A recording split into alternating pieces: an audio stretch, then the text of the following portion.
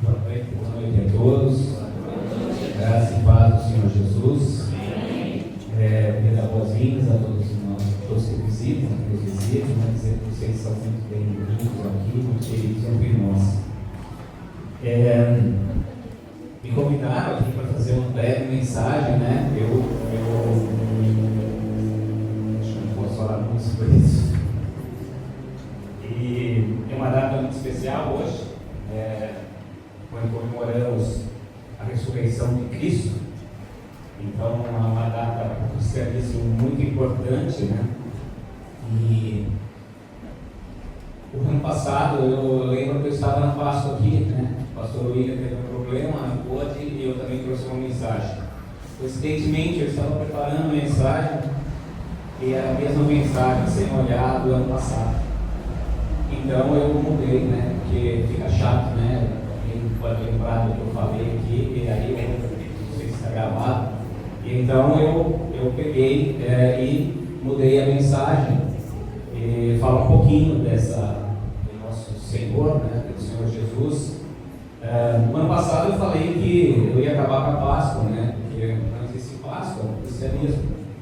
Existe sim uma comemoração da ressurreição de Cristo, não há uma orientação para a gente comemorar a Páscoa. Vai olhar no Novo Testamento, a gente não encontra isso, né? E é duro explicar que existem coisas melhores que chocolate, né? Para as pessoas é difícil, né? Ainda mais ovo que um coelho bota, né? Então é difícil você explicar isso e as pessoas entenderem, né? Que primeiro que coelho não bota ovo, e segundo que ainda mais não é de chocolate,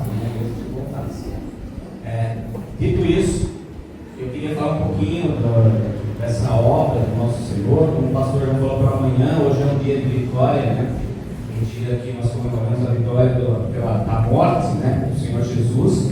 Ele é o primogênito nisso, ele é o primeiro, e agora abriu espaço para nós. É tão importante a ressurreição. Acho que, lógico, se Cristo não nascesse, ele não morreria.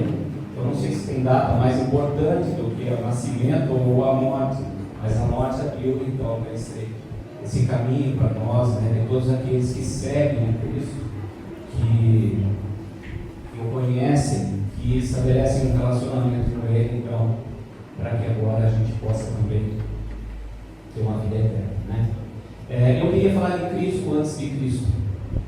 Eu queria usar o texto, né, que foi sugerido por Isaías 53, que na verdade Isaías 53 começa no 52. Porque vocês podem olhar na Bíblia, quem tiver a oportunidade de dar uma olhada, a partir antes do versículo 13 do capítulo 52 tem um título, né? O título que começa então falando sobre o servo do Senhor, aquele que seria o Salvador, né? Aquele que Deus enviaria. Lógico que isso nós estamos falando de algo que foi uma profecia que foi colocada por Isaías, mas 730 anos, mais ou menos, talvez um pouco mais ou um pouco menos, data é duro, né? Porque a gente encontra vários comentários e muda um pouco, né, a datação. Mas mais de 700 anos, com certeza, isso foi dito sobre o Senhor Jesus, né? E a gente sabe, apesar de não falar Jesus, falar servo, a gente sabe no texto, porque o próprio Novo Testamento tem N referências, e quando se fala de Jesus, todo mundo lembrava muito de Isaías, do servo.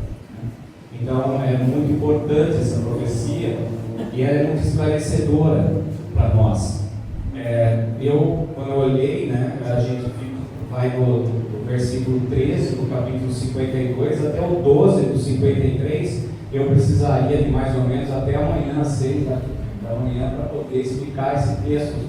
Os irmãos conhecem aqui, faz um tempo que eu não. Agora que eu consigo falar.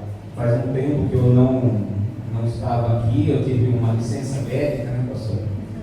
E aí estou voltando um pouco mais para compartilhar agora a palavra de Deus com os irmãos, né? Mas é uma alegria isso. Não posso falar muito sobre isso. Vamos falar mais sobre o texto. Bem? Já vi que vai buscar. Muito bem. Aqui nesse texto, né, eu vou dar uma explicação geral, porque eu quero falar sobre um versículo apenas pelo tempo que eu tenho aqui. Né? Apesar que me deram uma licença aí, pelo fato de eu estar licença médica e até alguns minutos de tolerância, mas eu não quero cansar mais os irmãos. Né? Amanhã é feriado. Amanhã é feriado, né? Diz que o culto hoje tem hora para começar, mas não tem hora para acabar. Né?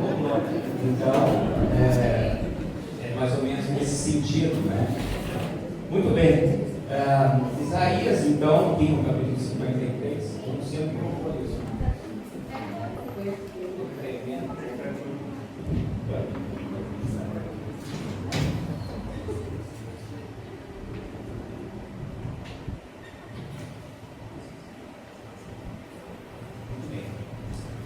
Isaías 53, que na verdade começa em 52, esse bloco, né, de versículos, que eu diria que é um cântico do servo, né, como se fosse um salmo dentro de Isaías. Né? Alguns comentaristas falam que existem 4 salmos, 4 cânticos, 4 poesias dentro do livro de Isaías. Aqui então é muito interessante porque ele vai descrever com detalhes, né, o servo Cristo, nosso Senhor.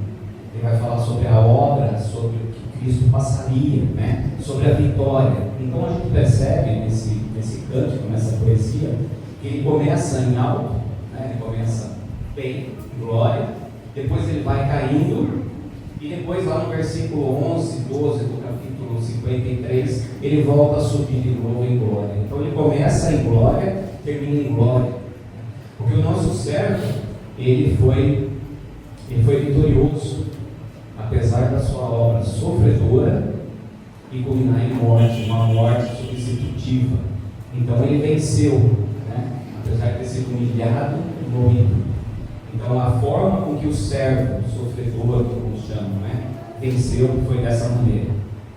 Mas então ele fala aqui no texto, né? Ele fala sobre a questão do ministério de Cristo, que ele começou lá em glória e que depois ele veio e que ninguém deu muita bola para a mensagem dele, né? Principalmente os seus, né? Os judeus, a gente viu isso em Romanos, mas ele não deram muita atenção a isso. Então houve uma série de sofrimentos. Ele teve sofrimentos físicos, muita dificuldade, ele seria muito humilhado nesse ministério. Então esse seria o vale desse ministério do Senhor Jesus. Mas ele foi exaltado no final e ele ficou com os despojos de tudo isso, né? Então ele conquistou a vida eterna e ele vai reinar agora eternamente. Então toda essa obra do servo culminou então nessa apropriação dos despojos de tudo que foi conseguido, né? Mas eu queria chamar a atenção, né? Estou olhando o tempo aqui, usando um relógio aqui agora. Eu queria chamar a atenção, tem muito a ver com a gente agora, o versículo 11. Eu queria que os irmãos tivessem agora uma atenção especial dentre Isaías 52, 13 até 53, 13, né? Até 53, 12, fala sobre então, o mesmo tema, sobre esse mesmo assunto, sobre o servo. Existem alguns detalhes que são importantíssimos, atuais, que nós precisamos ficar atentos, porque implica em nossas vidas. É muito interessante esse versículo. Eu vou ler ele, depois a gente vai discutir com um pouquinho mais de detalhe esse versículo, apenas o versículo 11 do capítulo 53.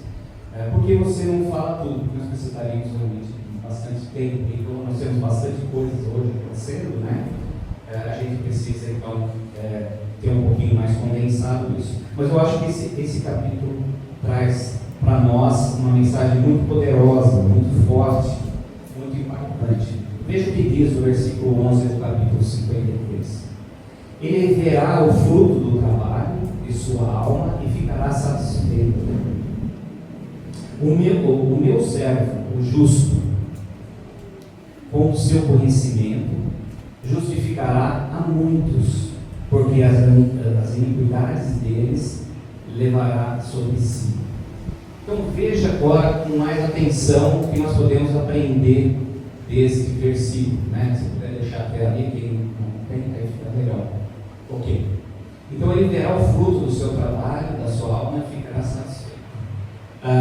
Algumas palavras, uma coisa que a gente vai ter aqui em mente, e por isso que algumas traduções estão bem diferentes, a NVI, a NVT, nós vamos encontrar uma variação bem importante, porque é bem difícil esse texto no hebraico.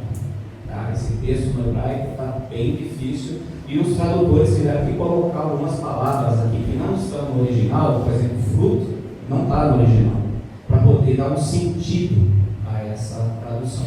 Né? Então, veja, então ele, né, ele verá, certo? Verá que o fruto do trabalho dele, da sua alma, né, do trabalho da sua alma, ele ficará satisfeito. É muito interessante nessa primeira parte do versículo, porque a gente nota, né, que o servo, ele cumpriu todo o trabalho, ele cumpriu tudo que foi proposto, tudo que Deus propôs para o servo foi cumprido.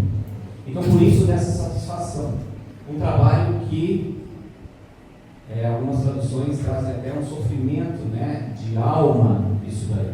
Então, é muito importante a gente entender que, apesar desse trabalho sofrido, esse trabalho difícil, que foi o mistério do servo, e aqui a gente tem o nosso Senhor, e aqui por isso nós estamos falando disso hoje, nessa data tão especial. Então, é um trabalho que ele fica satisfeito. O que a gente entende no sentido da palavra? O trabalho todo foi realizado, não há nenhuma pendência, tudo foi o que precisava, todo o plano de Deus foi cumprido, realizado. Então não ficou nada para trás. Por isso a satisfação do servo. Então é importante que a gente entenda que essa primeira parte desse versículo traz esse cumprimento, né? essa ideia de que tudo que devia ser feito foi feito. Então, se alguém fala que ainda precisa fazer alguma coisa, esse versículo ele não contribui a essa ideia, ele não ajuda nesse pensamento. Aqui o servo fica totalmente satisfeito, porque tudo, é claro que aqui nós estamos falando de algo que aconteceria no futuro, né? E a gente sabe que isso aconteceu para nós, é passado, mas nesse sentido, essa profecia fala de que a obra toda seria realizada e completa. Okay? Então, nessa primeira parte, a gente precisa ter isso em mente. O servo ficou satisfeito. Tudo que precisava ser feito da melhor maneira possível foi feito por Cristo. Muito bem, agora, continuando o versículo, né? Olha só como muda um pouco a ideia agora, irmãos. Olha só, o meu servo justo, ele é servo de quem? Não é de Deus? Então quem está falando aqui? O próprio Deus. Então notem que na descrição do texto há uma mudança do personagem de quem está falando. Aqui é o próprio Deus que está falando. O meu servo justo, quer dizer, esse servo, para ele justificar muitos, ele teria que ser justo. O que é uma pessoa justa aqui? Sem pecado, santo. Então, o próprio título aqui que Deus dá a esse servo, essa pessoa, né, que faria essa obra salvadora, que seria uma obra humilhante e acabaria em morte, é uma pessoa justa, é uma pessoa que não merecia isso, uma pessoa sem pecado, uma pessoa santa. Então isso é importante, porque só o justo pode justificar o não justo. Porque se nós entregássemos nossa vida para alguém, nós não poderíamos justificar essa pessoa, porque nós não somos justos. Então é importante, é fundamental entender que o servo, Cristo, já em Isaías, mais de 700 anos antes de acontecer, fala de uma pessoa justa, uma pessoa boa.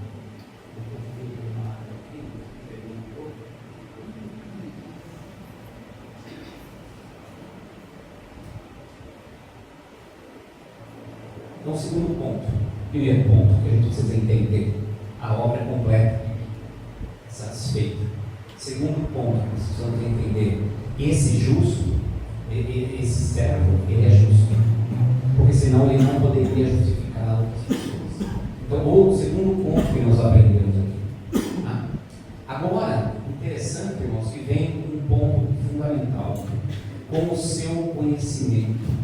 Então, qual é o meio, e agora atinge nós aqui, né, no século XXI, na igreja, nesse momento que nós estamos, qual é o meio que Deus escolheu para esse servo justificar os outros? Qual é o meio? Com o que ele justifica? Com conhecimento. Então, qual é o foco do evangelismo? Qual é o foco das missões?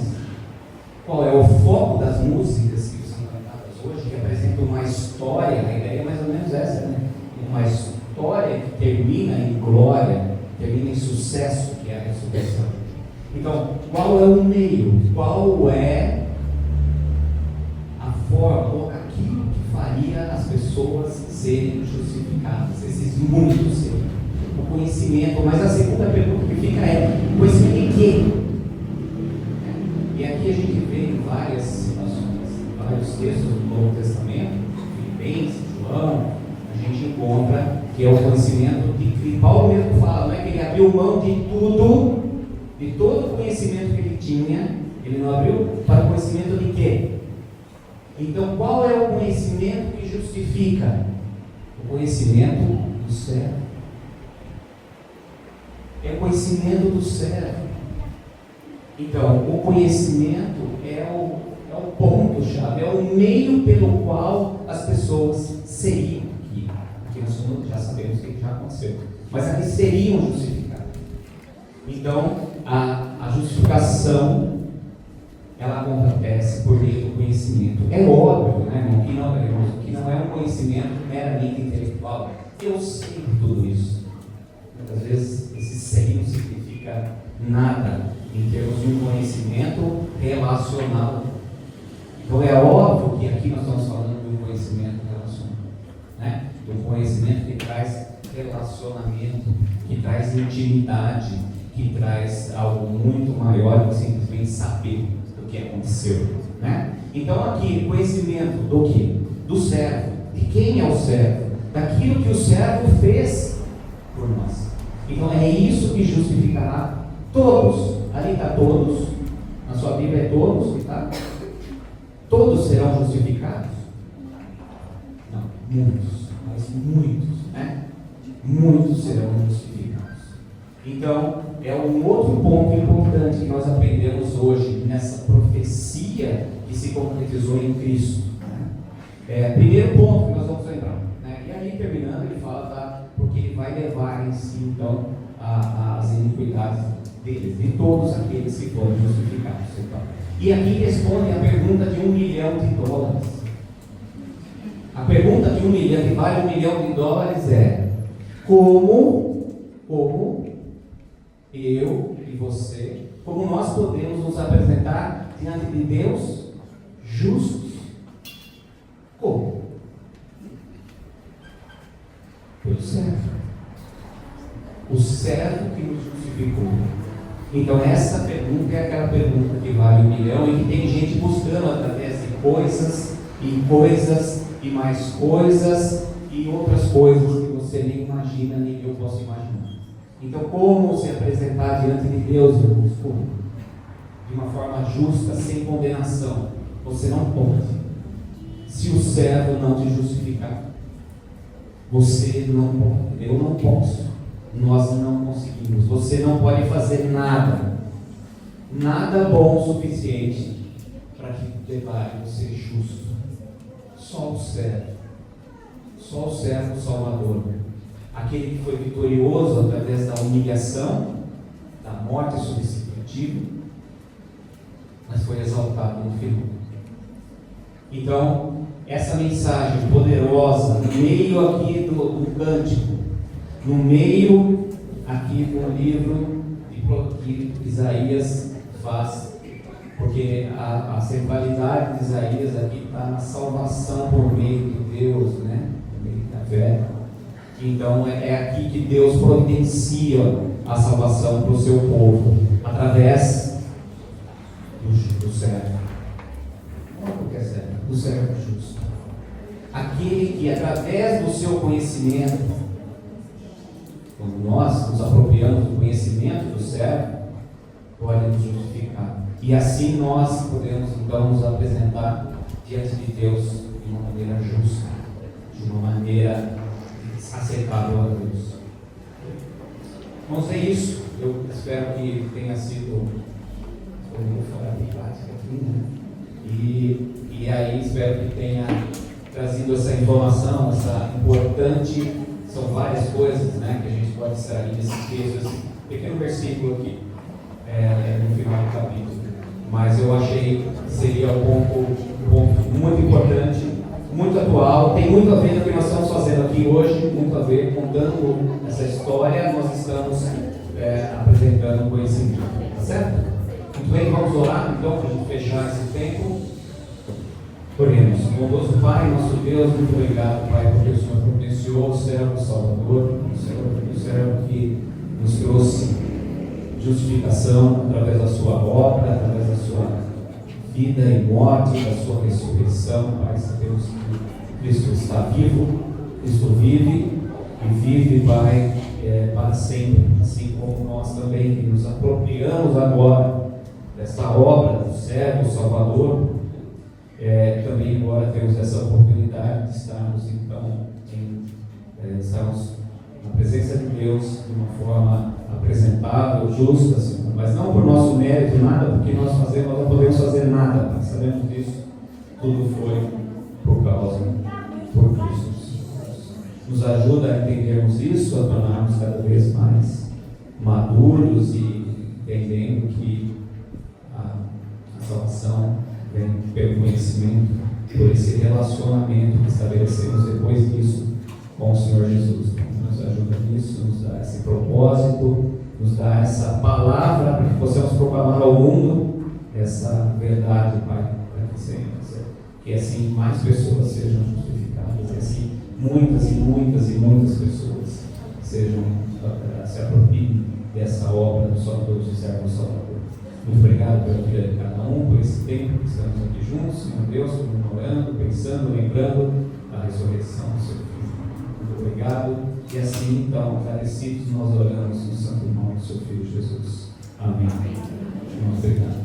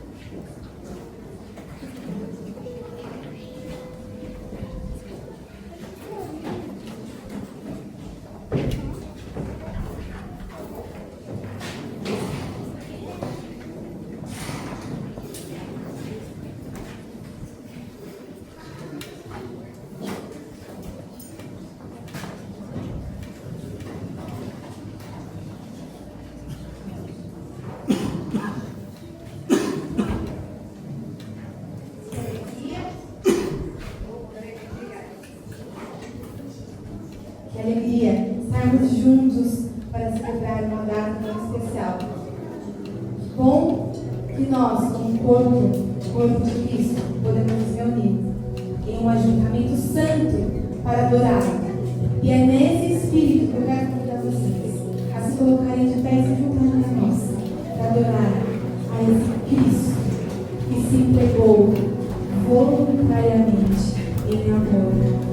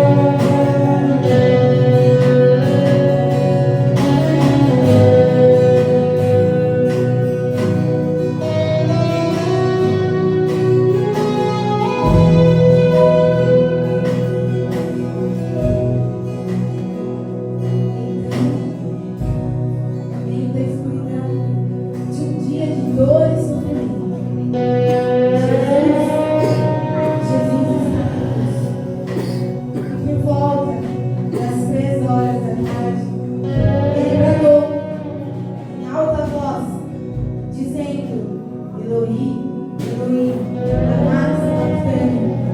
Deus meu, por que me abandonaste?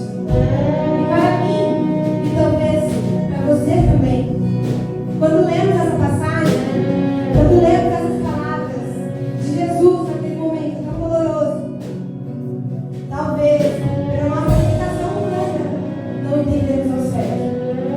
Não entendemos o porquê Jesus estava amando o Pai.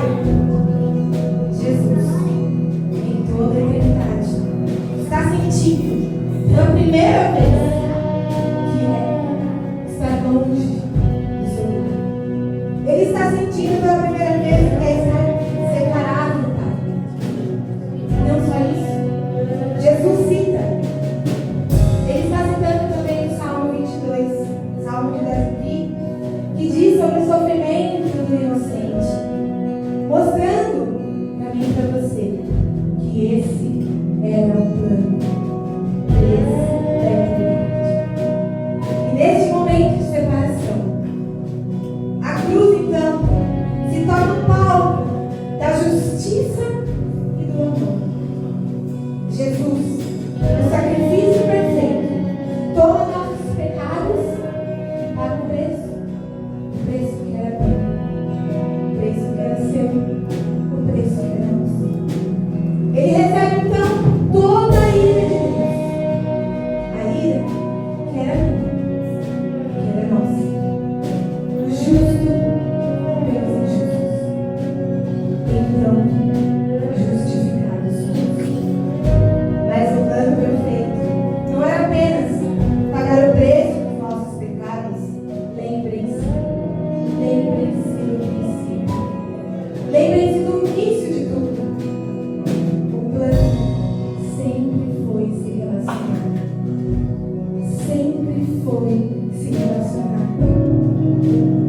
Logo após essas palavras, a Bíblia relata que Jesus brada mais uma vez, pela última vez, naquela cruz. Jesus então brada em alta voz: está consumado, está consumado.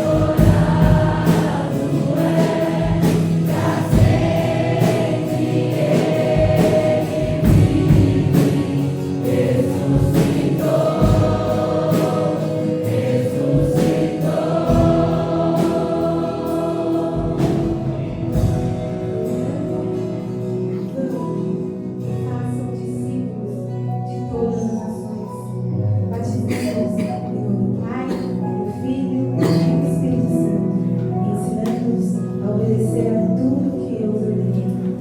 E eu estarei sempre com vocês até o fim dos tempos.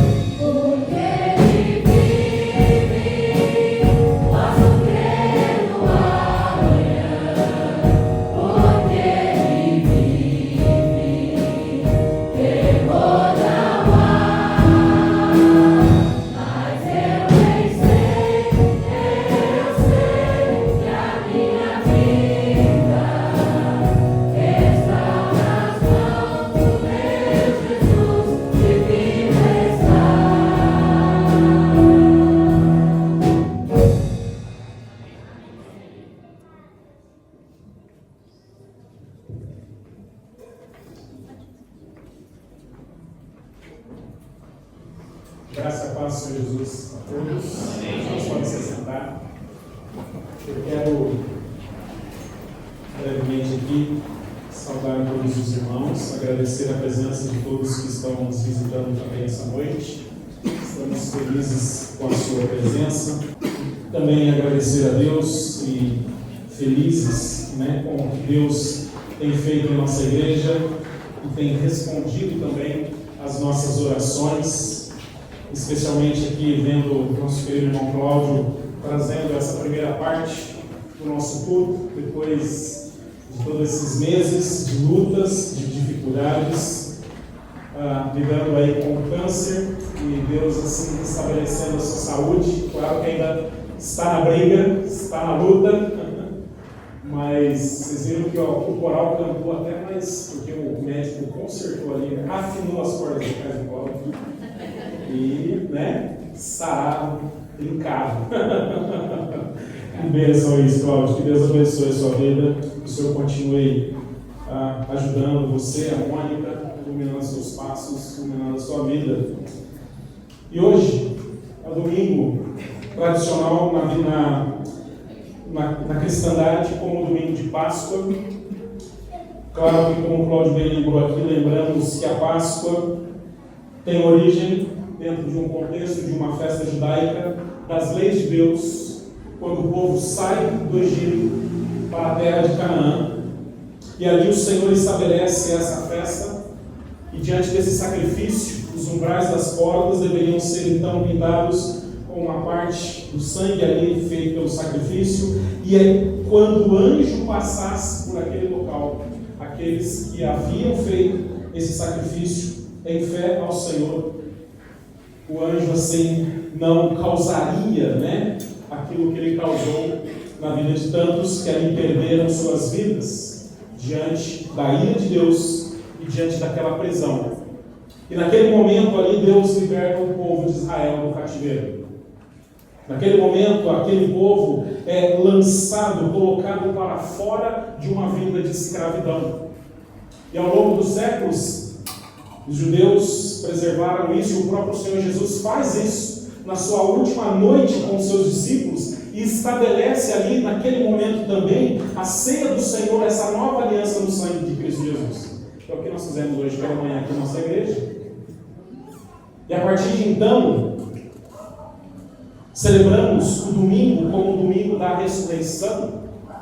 É claro que houve um contexto histórico dentro de um contexto da cristandade, onde o domingo se tornou a Páscoa, mas na realidade e na verdade o domingo é o domingo da ressurreição. O Cristo que venceu a morte, o Cristo que ressuscitou. Mas isso não é um assunto tão simples. Não é um assunto tão simples para nós como não foi para Paulo, quando escreve aos Coríntios, em sua carta no capítulo 15, e todo o capítulo ele vem falar sobre ressurreição. E ele vem agora como alguém defendendo a sua posição, a verdade bíblica, que agora está repousando a fé daqueles que creem em Cristo Jesus. Todo o capítulo 15, ele vai descrever isso.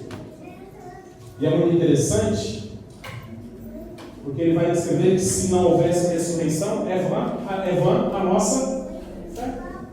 E é isso que eu quero brevemente aqui falar com os irmãos. Uma esperança que muitas vezes uma esperança que muitas vezes colocamos em nossas vidas que se torna vã. Porque muitas vezes nos falta esse contexto e esse entendimento em nossa mente e em nosso coração de vivermos e crermos nessa ressurreição. É interessante porque lá em 1 Coríntios capítulo 15, versículo 12, a partir do versículo 12, Paulo vai defender a sua tese como se fosse um filósofo grego, colocando argumentos, proposições e descrevendo assim: ora, se o que se prega é que Cristo ressuscitou dentre os mortos, como alguns de vocês afirmam que não há ressurreição dos mortos. Versículo 13. E se não há ressurreição dos mortos, então Cristo não ressuscitou. E se Cristo não ressuscitou, é vã a nossa pregação e vã a fé que vocês têm. Além disso, somos tidos como por falsas testemunhas de Deus. Porque temos testemunhado contra Deus, que Ele ressuscitou a Cristo, ao qual Ele não ressuscitou. E se é certo que os mortos não ressuscitam, porque se os mortos não ressuscitam, também Cristo não ressuscitou. E se Cristo não ressuscitou, é vã a fé que vocês têm. E vocês ainda permanecem nos seus pecados. E ainda mais os que adormeceram em Cristo estão perdidos. Essa é a nossa esperança, versículo 19. Em Cristo se limita apenas a esta vida. Somos as pessoas mais infelizes deste mundo. Na sexta-feira eu estava assistindo um filme com a Linda sobre a vida de Paulo, com aquele ator que fez a Paixão de Cristo. Fala aí, depois você chega em casa, assiste lá, é muito bom o filme. É muito interessante porque o filme conta os dias finais de Paulo e a visita de Lucas em Roma. E ali no momento do filme, olha contando uma parte do filme, Lucas é preso com outros cristãos. E o comandante romano diz assim: amanhã haverá jogos, prendam. E Lucas entende que os jogos que o comandante se referia eram jogos na arena romana de sacrifícios, onde feras e bestas ali trucidavam cristãos para espetáculo da população romana. Nero, na sua loucura, inclusive incendeia a bomba e coloca a culpa nos cristãos. E ali preso, Lucas era o único que sabia dessa informação, e aqueles cristãos perguntam assim: o que vai acontecer? Aí um soldado diz assim: prepare-nos para amanhã. E aí um dos presos diz assim: o que vai acontecer amanhã? E eu me espantei com a resposta direta de Lucas, que ele diz assim: amanhã haverá jogos. E todos entenderam o que aconteceria com eles.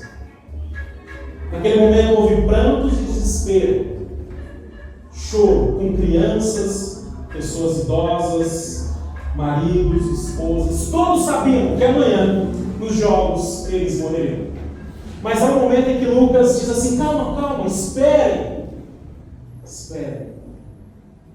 Porque amanhã, no momento em que vocês estiverem lá, será como um abrir como um fechar e um abrir de olhos. Confie em Deus. O que Lucas estava descrevendo nesse momento, e aqui Paulo, dentro desse contexto, é assim a nossa vida, tão frágil, tão difícil, que diante do pecado, num fechar de olhos e num abrir de olhos, vivemos uma nova realidade em Cristo Jesus. É interessante porque nós, muitas vezes, não vivemos neste entendimento. E vivemos neste mundo como se jamais fôssemos sair daqui. Vivemos neste mundo tão arraigados e com o nosso coração neste mundo que simplesmente nos apegamos a essas coisas e essa vida se torna tão dolorosa como que se estivéssemos numa arena de gladiadores prestes a morrer todos os dias. O medo toma conta da nossa vida. A ansiedade toma conta do nosso coração. A insônia perturba a nossa mente. A tristeza, a depressão nos tira a vontade de viver. E questionamos quanto sofrimento, Deus.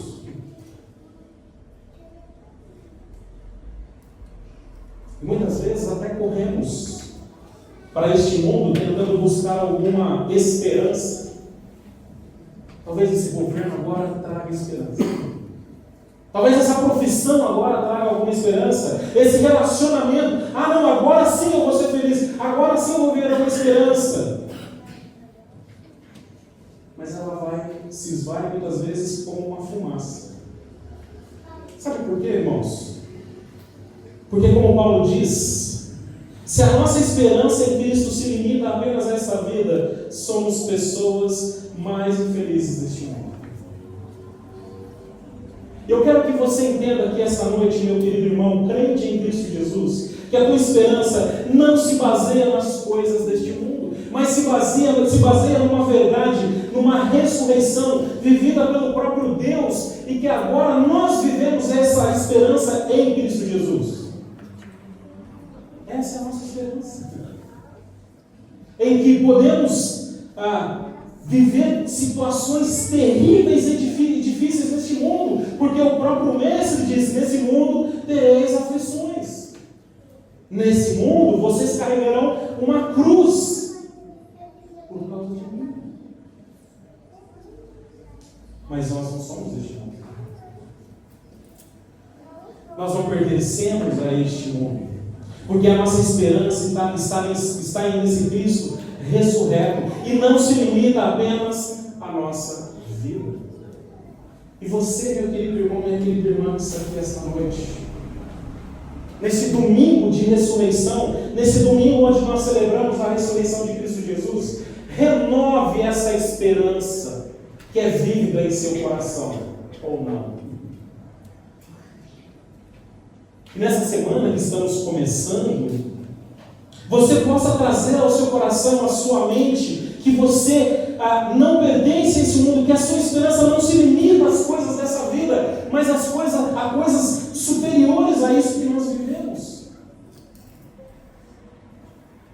Quero viva, não com a cabeça no mundo da lua, mas com a cabeça no mundo da eternidade. Às vezes eu me pego pensando, como eu falei hoje de manhã, quando a gente estava fazendo a ceia na praça. Fico imaginando eu entrando nos céus e encontrar com Ele, com Cristo Jesus. E eu até perguntei, o que você vai falar para Ele? O que você vai falar para Ele?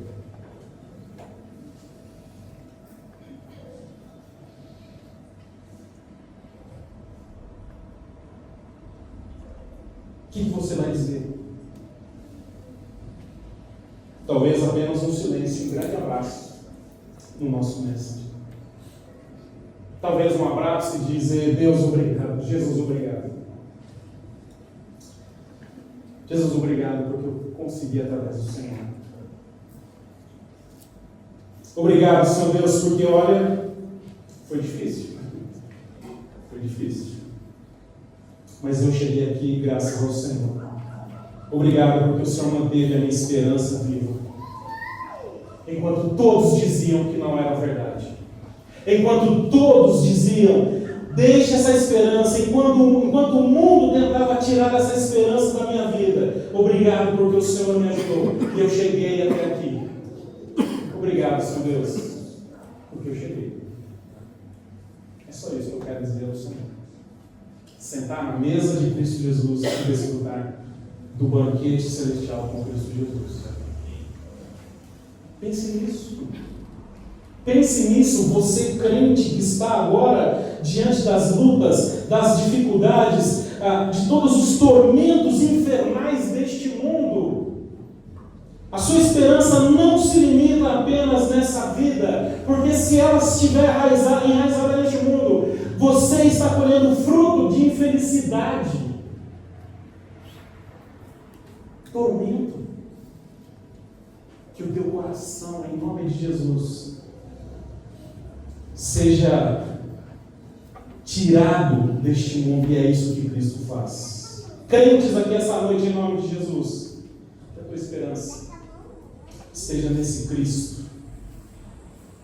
Você tem uma vida boa, eu sei que tem uma vida boa. Teus filhos estão aqui, tua família, tua esposa, teu marido. Isso é tudo muito bom e graças a Deus, e aproveite disso. Louvado seja Deus por isso. Desfrute com toda alegria, mas não se limita aqui, porque tem uma alegria maior ainda. Não acabou. Não acabou a alegria. Eu sei que você já desfruta do amor aqui de famílias, de pessoas, de irmãos em Cristo Jesus, da tua igreja, de pessoas que te amam. Que bom, que bênção. Isso é de Deus, mas não acabou. Tem mais pela frente na eternidade. Tem uma eternidade de amor em Cristo Jesus para ser vivida. Minha vida é muito curta, pastor. Estou ficando velho. Pastor, olha, estou ficando careca. Pastor, eu estou perdendo o meu vigor físico. Fica tranquilo. Calma. Está tudo sob controle. Faz parte disso. Faz parte do plano. Porque haverá um momento em que não haverá mais dor. Onde o seu corpo será agora glorificado, transformado. Onde o seu corpo não precisará lidar agora com tratamentos terríveis, com situações terríveis que você lida, com salas de espera de hospital. Fique tranquilo. Fique tranquilo. Você vai ter isso. Calma. Calma. Que neste domingo, meu querido irmão, você possa repousar assim a sua esperança nesse Cristo que ressurgiu. E louve ao Senhor neste momento. Diga, Senhor, obrigado pelas bênçãos sem fim que o Senhor tem me derramado neste mundo. Deus, que alegria. Como eu sou feliz. Eu sou feliz.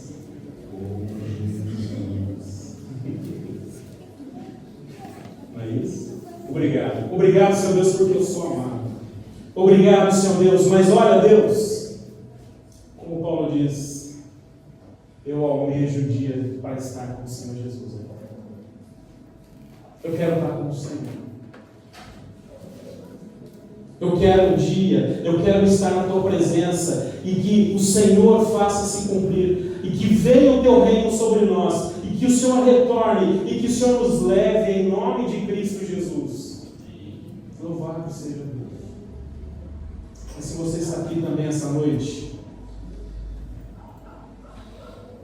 e vive a esperança deste mundo, mesmo acreditando, mesmo depositando uma fé em Deus, uma certa religiosidade, se a tua esperança está neste mundo, meu querido, que você nessa noite possa sim depositar a sua esperança nesse Cristo por meio deste sacrifício, entregando a sua vida a Ele. Cláudio falou sobre Isaías, o servo sofredor, que não poupou a sua vida para se dar em resgate de muitos e se entregar por aqueles que não desfrutam dessa esperança. E se você ainda não desfruta dessa esperança, nós vamos orar por você esta noite, para que o Santo Espírito de Deus o convença e traga ao seu coração a fé necessária para viver essa esperança em Cristo Jesus, numa vida de salvação. Que você seja salvo hoje em Cristo Jesus. E se você deseja isso, se você tem sido tocado neste exato momento pelo Espírito Santo de Deus, procure um membro desta igreja ao final deste culto, em nome de Jesus. Procure alguém que o conhece, e diga: eu quero depositar, viver essa esperança em Cristo Jesus. Eu quero entregar minha vida ao Senhor. Eu quero, e hoje eu entendi que a minha esperança é vã, porque ela está enraizada neste mundo, mas eu quero viver essa esperança em Cristo Jesus. Que você, em nome de Jesus, seja tocado pelo Espírito Santo de Deus. Hoje nós oramos por um milagre, o milagre da sua conversão. O milagre onde somente Deus pode tocar no coração daqueles que Ele quer salvar. E nós intercedemos, clamamos ao Deus Todo-Poderoso que toque no seu coração. E eu peço que a igreja neste momento, em oração aí, pode ser de olho aberto, ore por pessoas neste momento. Traga a sua memória, ao seu coração, pessoas que precisam agora receber esse milagre de Deus, da salvação, o milagre da fé, da fé salvadora. Diga: Senhor, que o teu Santo Espírito convença esse meu querido. Ele precisa do Senhor. E se você quer isso essa noite, ao final do culto, converse com a gente. Diga: eu entreguei minha vida a Jesus, eu confio nesse Cristo como meu Salvador, e que agora eu possa viver essa esperança em Cristo Jesus.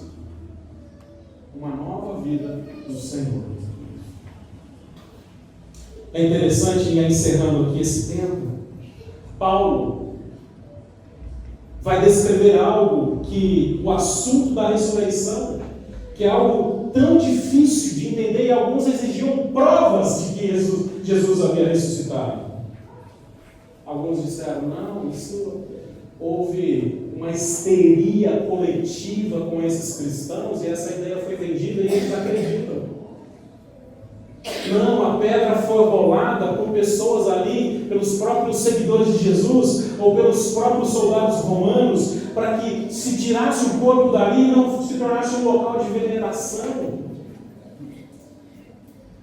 Não, Jesus não ressuscitou, Jesus é apenas um fantasma, Jesus é apenas uma ideia no coração. E pessoas vão dizer assim, e vão dizer: não houve ressurreição, não houve. Alguns vão dizer assim: mas você já ressurgiu, já sabe, você já foi lá. Inclusive Paulo vai descrever inúmeras testemunhas, um monte de pessoas que viram Jesus. O próprio Paulo, nascido como fora de tempo, vê Cristo ressurreto num tempo diferente dos seus discípulos. Tudo isso para provar que Jesus ressuscitou. Mas a maior prova da ressurreição de Jesus é a mudança na vida dos seus seguidores. Da noite para o dia, seguidores de Cristo Jesus, enlutados, agora estão felizes. Num pouco período de tempo, aqueles que fugiram, negaram Jesus, agora se colocam em perigo e colocam a sua vida por esse Cristo ressurreto. Em pouco tempo, aqueles que abandonaram Jesus, que diziam, não, vou seguir, olha, fugiu, não conheço, nem sei quem é, simplesmente agora muda a sua atitude e está disposto a morrer por Cristo Jesus, ressurreto. A maior prova da ressurreição de Jesus é a vida que Ele concede àqueles que estavam mortos e agora vivem novamente. Que nessa noite você desfrute disso, se ainda não creu em Cristo Jesus. E se você já desfruta disso, louve a Deus de todo o coração, de toda a sua alma. Vamos orar.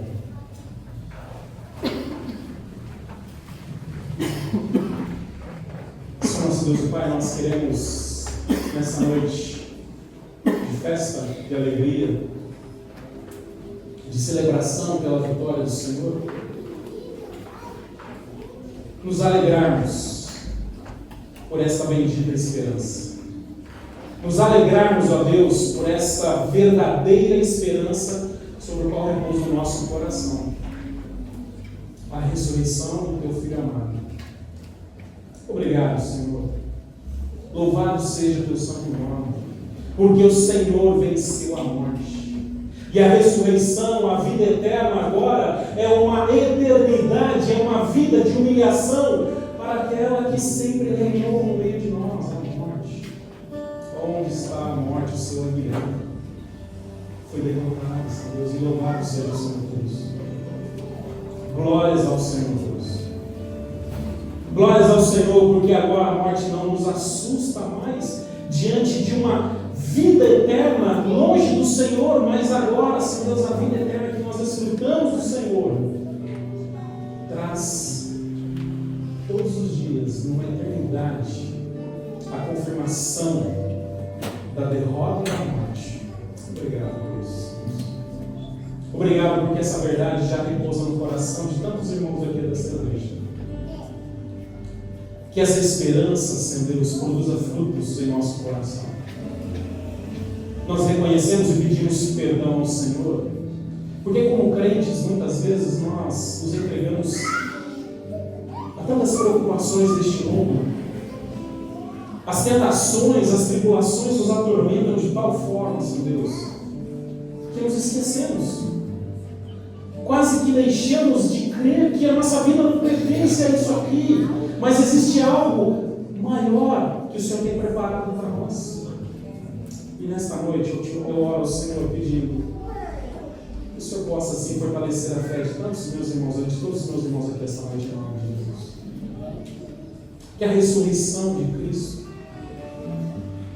seja aquilo que renove a esperança, a fé de tantos que porventura estão agora, neste momento, vivendo tristezas e dores infernais. Tribulações, angústias, medo, depressão. Ó Deus, em nome de Jesus, que a esperança bendita no Senhor renove a nossa fé, renove o nosso vigor, renove a nossa alegria, renove o nosso amor para com o Senhor, em nome de Cristo Jesus. Nós oramos também pela atuação do Teu Santo Espírito sobre o coração daqueles que estão aqui e que porventura não têm esse encontro com o Senhor Jesus. Oramos para que o Teu Santo Espírito opere um milagre no coração daqueles que estão aqui esta noite e que ainda não tiveram, Senhor Deus, essa esperança em Cristo Jesus em suas vidas e ainda não tem.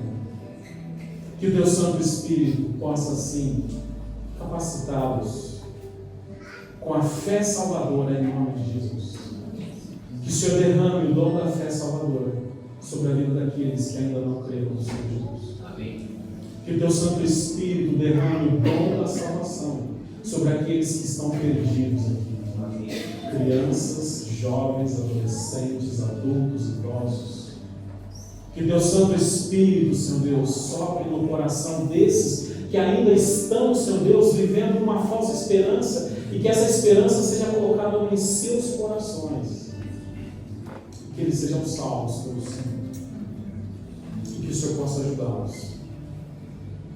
Que Deus Santo Espírito os convença do pecado, da justiça e do juízo, e os traga assim para essa nova vida em Cristo Jesus. Louvado seja o teu santo nome, engrandecido seja o Senhor, em nome de Jesus. Amém? Amém.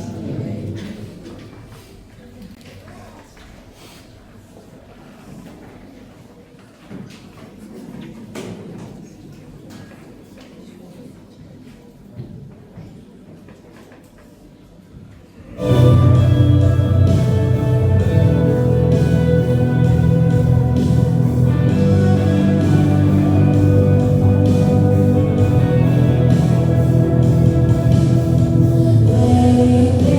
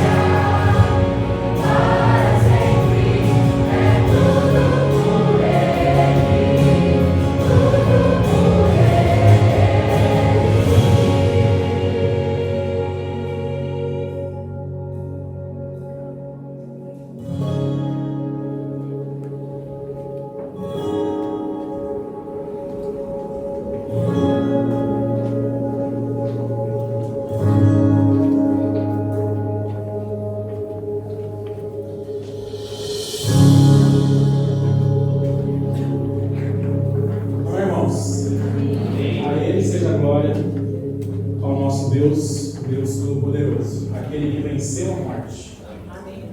E nós vamos aplaudir esse vencedor. Aplausos.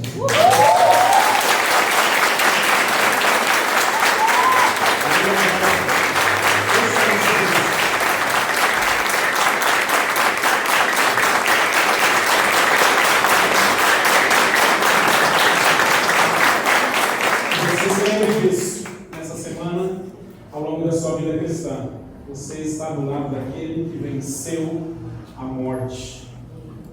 Que você possa se desfrutar da companhia dele em nome de Cristo Jesus. Amém. Que Deus abençoe a sua vida. Quero também pedir para que você dê uma salva de palmas para esse coral que cantou aqui hoje.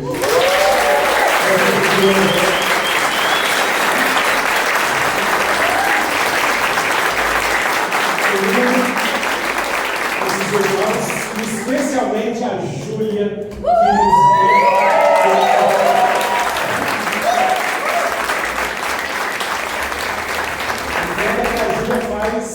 ela tira leite de pedra. Obrigado, Júlia, que Deus abençoe a sua vida. Quero também pedir que você aplauda aqueles irmãos que fizeram esse cenário aqui maravilhoso.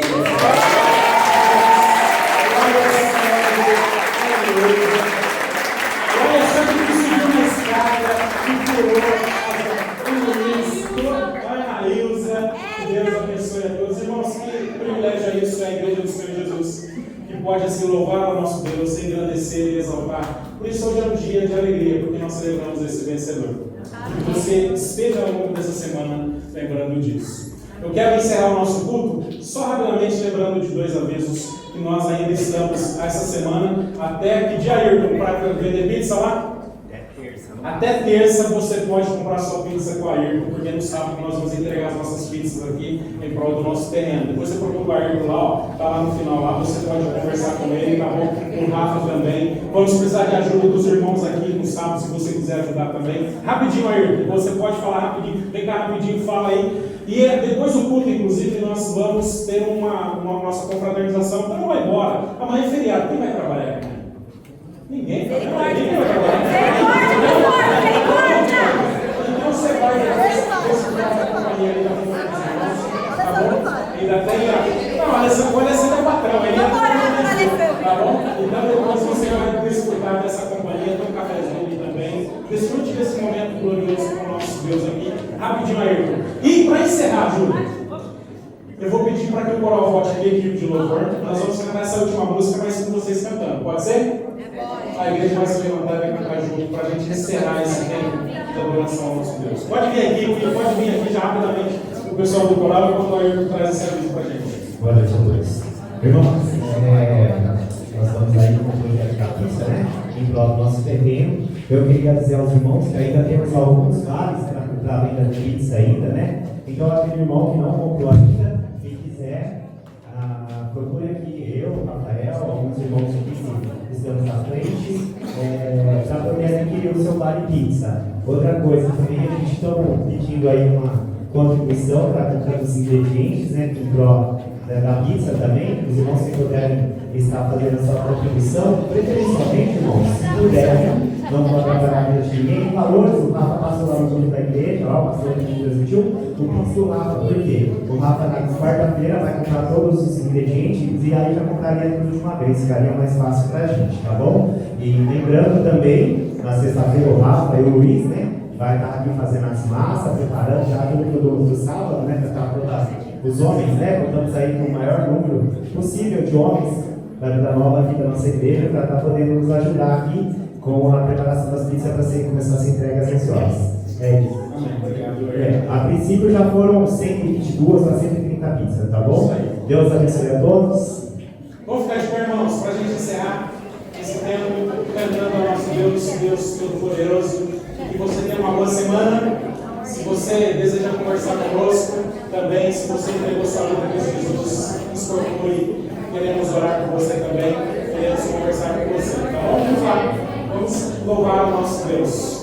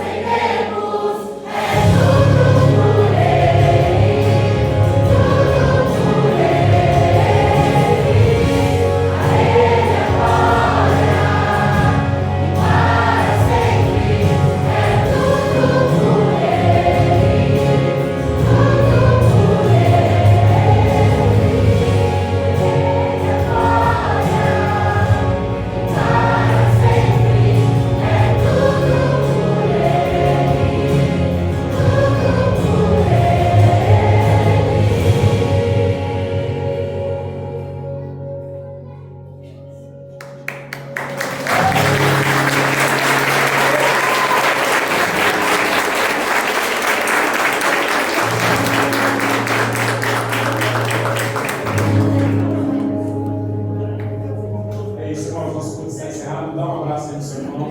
Desejo ele uma boa semana. Deus abençoe a todos.